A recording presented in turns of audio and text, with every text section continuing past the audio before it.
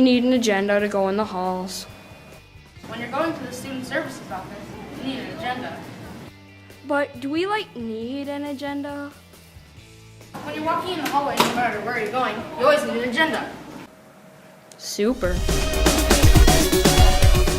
The 6th graders are going to Little America on June 1st. 7th and 8th graders are going to Mount Olympus on June 5th. Today we're going to ask some students and staff about phones and peer pressure. What do you think the school's phone policy is? What do I think it is? Yeah.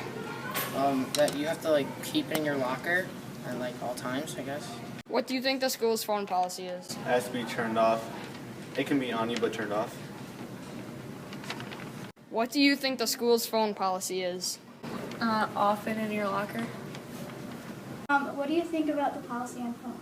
So the policy for cell phones is that students have to have their cell phones turned off during the day. Specifically, they should not be texting or making phone calls in class, in the hallways, in the cafeteria, etc. If students need to use their phones, they need to ask a teacher to use it for academic reasons. Otherwise, they can always come to the offices and use one of our phones if they need to call home.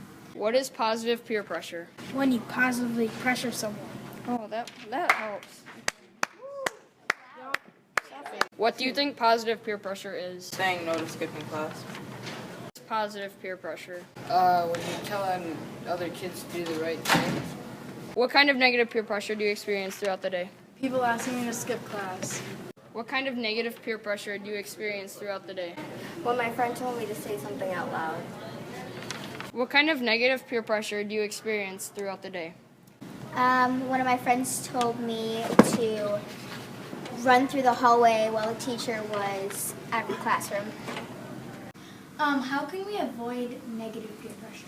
Peer pressure is a really difficult thing, and I wish there was an easy answer to that. How do we avoid negative peer pressure? I think one of the answers to that is just to surround ourselves with positive peer pressure.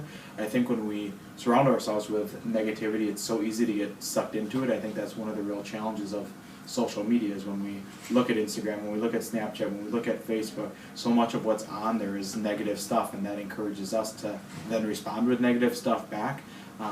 So I think the best answer to that is to surround ourselves with positive stuff, but I know that's really hard too, to be the positive one when others around you are being negative.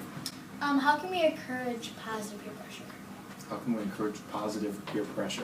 I think it really starts with the power of one person and what can one person do to make a difference. So for example, if kids are misbehaving in the hallway and one adult tells them to stop, I think they're used to that. Students expect that. If kids get in a fight, they know that adults are going to tell them to stop.